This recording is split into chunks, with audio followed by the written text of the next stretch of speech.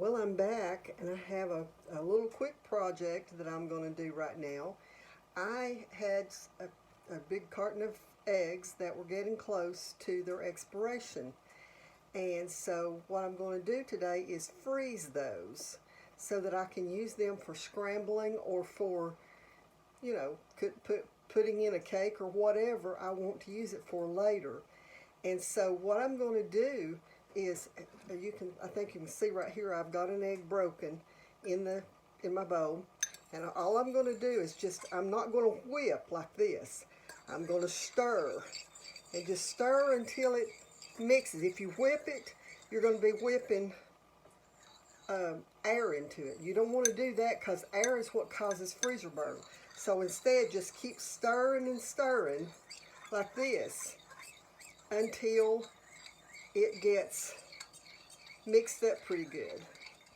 Now you can just break the eggs straight into here without doing anything to them and then do all this once you get them out. But I prefer to do it this way because I do a few that are not stirred up because I have family members that like an over easy egg once in a while. But you can see there I've got that. You can see I've got it pretty well mixed up. And then all I'm going to do is just pour it in this pan. Now what I'm using here is a silicone baking pan. And once I get this filled up, then I'm going to just put it in the freezer and wait until they're completely frozen. So in 4 or 5 hours from now, after I get done with another project, I'll come back in, and with these silicone pads, or pans, not pads, these silicone pans, you can just use your finger and pop that up, and they'll pop right out of the pan. And then once I've got that done, I will put them in bags and vacuum seal them. Now, I just took some out of the freezer a few days ago that have been in there since early 2023. Now, that's almost 2 years, maybe even had been 2 years. And I used them, and they were perfect. They were just fine. And so, with the price of eggs being what it is, and we don't know how high it's going to be, it's not a bad idea to put a few in the freezer. And, we may get to a point where we can't even get some eggs at some point if they keep culling the chickens. So, if you don't watch Steve Poplar, you should. The Poplar Report, he talks about all of the foods that we could have shortages on. So anyway, this is just a little project that I wanted to show you today, and at some point I may take some of these out and show you how they look.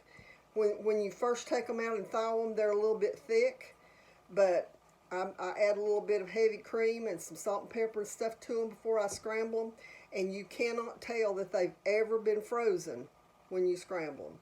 So anyway, if you've not subscribed to my channel, please subscribe. I've got all kinds of projects coming up, and shortcuts in the kitchen, shortcuts with canning, and then also some sewing projects, maybe a crochet project or a quilting project coming up.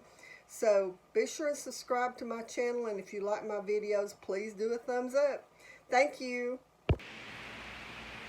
Good morning, or maybe, I guess it's afternoon by now.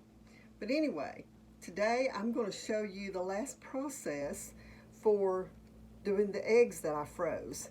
Now, I want to hold this up so you can see the eggs that I did a couple days ago that have been in the freezer. And all I'm doing with these, I'm going to show you this is a silicone pan that I'm just going to pop right out. And then I put them down in a vacuum seal bag. And I try to line them up in the bottom of the bag because I feel like I get more in them that way. And so I'm just going to keep popping these out of here and then put them in this bag. and vacuum seal it. And then I will, at some point, I'll show you how they look when they come out of the freezer. It does make the eggs a little bit thick when they come out of the freezer, but once you start cooking them, you're not even going to notice the difference at all. I actually made some for a church function, and not one soul even questioned at all that they came from the freezer. So to me, that's pretty good, because most of the time when you take something to a church function, if it's not good, it comes back home with you. So now you can see here how I've lined them up in the bag. And I'm not going to turn this vacuum sealer on with you all on here with me, but I will show you what it looks like whenever I've got it done. So I'll be back with you in a minute. Okay, so I'm back, and you can see it's vacuumed all of the air out of that. And I've got a place here that I can put today's date so that I know when I put it in the freezer.